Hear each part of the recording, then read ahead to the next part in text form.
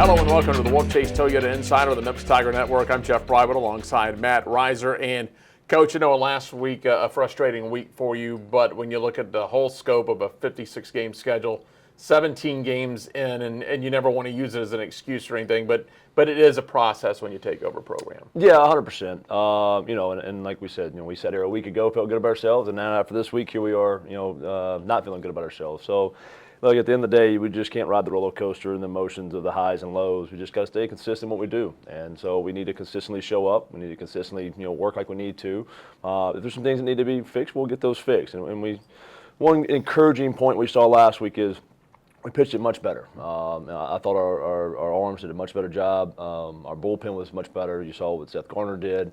We saw a few guys come on the bullpen. Obviously, Braden Sanders yesterday, he got extended to 3 innings. We know he can do that part of it now. We've been kind of going 1 and 2 innings with him. So, there's 3 phases of the game we talk about. There's the defense, there's offense, scoring runs, and then obviously your pitching staff. And last week, unfortunately, we only had one of those going, and it was, obviously our staff. The hitting kind of calmed down for whatever reason, right?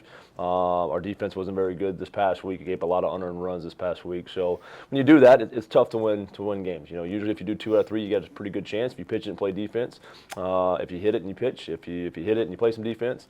But when you only do 1 of the 3, it makes it extremely difficult to win some ball games, and obviously that was what last week was. But in the good times and in the bad times, you show up and you still got to do what you got to do. At the end of the day, like you said, we're still non-conference play. There's some things we still want to get worked out, but now we just got to kind of put all these components together. Some encouraging things out of the Ole Miss game and out of last week. First of all, the Ole Miss game, probably the best you've seen your middle relief so far this season, kept you in that ball game. Yeah, 100%. I thought we did a really good job. Again, we knew we were going to kind of mix and match in that. That game was originally scheduled for Tuesday.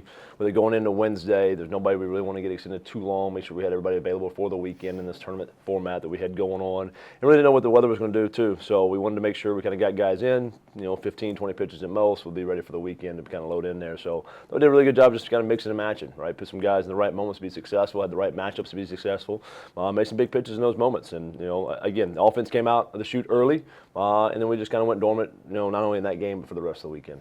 You look at the weekend and you wanted to play a tournament to kind of mimic what you'll see later in the American Conference tournament. And sometimes, as we know, tournaments can be cruel. If it's a regular weekend series, right, a lot of times depth will show itself, and you can win a series 2 games out of 3 when you're playing a different team each day. You run into a hot pitcher or you're lacking in one aspect of the game, that's when it kind of gets magnified. Yeah, I like the format for us, right? This was the first time we hit indoors, hitting the cages. There was no BP on the field. So just to be able to change, the environment a little bit and see how we adapt to that. 9 times out of 10 when you get to postseason play, that's kind of what happens. You get to conference tournaments, or you get to regionals, you hit a lot in the cages. That's just the way of the world, especially with tournaments on campus and that kind of stuff. So, again, we had to adjust to that. Maybe that's a little bit of the reason why we were a little bit lackluster offensively this weekend. But we've still got to be able to do it, whether we're indoors, whether we're outdoors doing our normal routine. Get in there, get with our plan, and kind of go. And you could see it. I think we started to press by the end of the weekend offensively a little bit. Swung the bat, I thought, decent on Sunday. Had some good barrels and a lot of exit velocities that were probably over 100. Just not a whole lot to show for it, right? Some guys, they made some good plays. Their third baseman, shortstop made some really good plays. Left fielder made a really nice play. And just obviously got to the point where yesterday we just couldn't release the valve at any point in time. Never got the big hit that kind of released the valve. Coach, you mentioned Garner and his performance last week. Compton continues to swing the bat very well. Yeah, you're seeing, again, Compton coming through. I go back to yesterday again. Dante hits in the double play ball with nobody out. Hits it hard, right on the screws, just, again, right at somebody, just kind of the way the world it is right now for this past week. But, Compton does a good job. Hey, man, just not complicate this. Let's get up. Let's have a good at-bat. Gets one into the gap, and then also he splits the gap for a home run, and here we are now with a 1-run lead. So just really encouraged to see what he's doing and when he's doing it now. The timing of the at-bats that we're having with him really giving some Dante some protection on the front end as well. So it's good to start seeing that a little bit. Obviously the intention walking at the end of the game because they know how hot he has been now in these moments to go to Pierre and kind of pass the torch down. So really been good to see Compton. And like I said, Seth Garner, I think a big part for him has just been getting adjusted to the bullpen. Probably right out the chute, didn't have the numbers maybe he wanted, right? But he's an ultimate competitor. He loves the moment. He loves being in there. And when we needed something big there on Friday night, he gave it to us. I mean, 8 punch outs in 5 innings. Just probably his career long out of the bullpen for sure. To see him to be able to go out there and do that and be so efficient. I think he only threw 60-something pitches in those 5 innings. So, really encouraging to see some of those things. Now it's just a matter of putting it all back together. And again, we talk about it all the time. It's not really the opponent. It's about us, right? It doesn't matter who we're playing or when we're playing. If we can show up consistently in what we're trying to do in all 3 phases of this game, we got a really good shot at beating anybody. And then when you talk about consistency, one guy you can look to, Austin Baskin over at third. Yeah. You go back to last year now, he's been on base 30 straight games, and that's not always a hit. Maybe he's hit by a pitch. Maybe he's drawing walks, but he's finding a way to get on for you. Yeah, exactly. And he's an offensive player. And when we say that, it's not just a hitter, right? I mean, he can hit the doubles and the home runs. But like you said, Bam digs in, man. He'll take his HBPs. He'll take his walks. He's very selfless in what he does. He'll have the team at bats when you got to have them. And again, that's why he's sitting in the 3-hole. I mean, he's got the power to hit in the 3-hole. I don't know if the home run numbers are there to reflect that yet, but they will be at the end of the year. But the RBIs are there. The consistent ABs are there. And obviously that shows. And in a 30-game reach base streak, hey, man, it's pretty impressive to be able to do that. Hey, man, even the day that you're not just feeling great at the plate, you're still going to find a way to have some type of production. If we can get 1 through 9 to do that, we're going to be in really good shape offensively because you're not going to go out every day and have 12 hits, 15 hits, score 10 runs.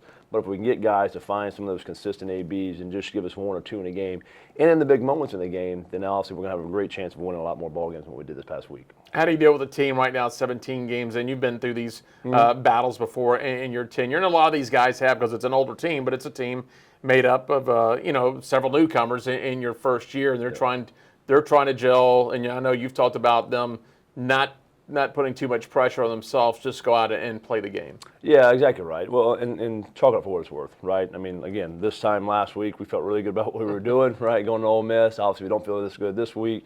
Let's just get back to work. Just let it be what it is. It's a game, and that's why we love it, right? It can you have your tremendous moments where everything's going great and you feel great about what you're doing, but just about the time you love about what you're doing and feel good about what you're doing, this game will rip it out your heart, So, you got to do a good job of just continue to show up every day, continue to love it, continue to grow from it, and then continue to stay united.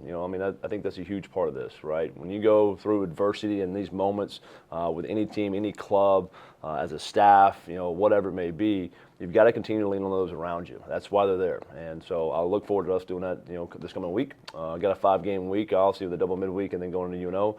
And really, we got 6 games left before we get into conference play. So, I think it's a great opportunity for us to kind of get back out there, get going, and start feeling it again when we go into South Florida, open up conference play. Tuesday, North Alabama, and then Arkansas State on Wednesday night, a couple of home midweek games. Yeah, we've talked about this rotation a little bit. Where do we go with it? What are some things we're going to do once we get into conference play? We're kind of getting the back end of conference play, and this will be our last weekend to kind of set that up. So we've looked at a few things, but obviously with the double midweek, still makes it very difficult to kind of change anything rotation-wise. So, we'll go Cade Davis again on Tuesday there. I thought he was actually pretty good at Ole Miss. I know he gave a couple home runs there, but he's been kind of better each outing just from an execution standpoint, a process standpoint. So maybe the numbers haven't quite, tallied what we need him to, but we know longevity, right, long process, it will. So he'll get the start tomorrow night against North Alabama. We're going to kind of play Wednesday as is. We'll see where we're at. But we would like to get whoever we don't use on Tuesday, start a guy on Wednesday, and then go as long as we possibly can too as well. So that we get in the weekend, we've got the normal relievers that we need to kind of have a successful weekend before we go into this conference play against South Florida. Well, you head down to New Orleans. You're going to face UNO, and you being a former Tulane Green Wave player, Tulane kind of gets the limelight in the city of New Orleans. But UNO's got a proud history, a lot of regionals, a trip to Omaha one time. What do you see out of UNO this season? Yeah, Mace was the first one to take him to Omaha, right? First time out of Louisiana to go. So, like you said, a proud tradition there. Blake Dean's done a fantastic job with that program of reviving it. They were in the midst of winning 10 and 15 games there for a little while. He took over as a young head coach, and they've got a great identity, man. We know that they're going to be offensive. They've always been able to swing the bat. They're going to have some talented arms. They'll be on the mound as well, and they'll have identity of this toughness, right, that we talk about. They do. They love to compete. They play with some energy a little bit. So it'll be a great weekend, great test for us to be able to get back on the horse and get going a little bit before we get into conference play. All right, Coach, as always, we appreciate it. See you at the ballpark. Thank you, Jeff. Appreciate you. That's Matt Reiser. I'm Jeff Brightwell with the Wolfchase Toyota Insider on the Memphis Tiger Network.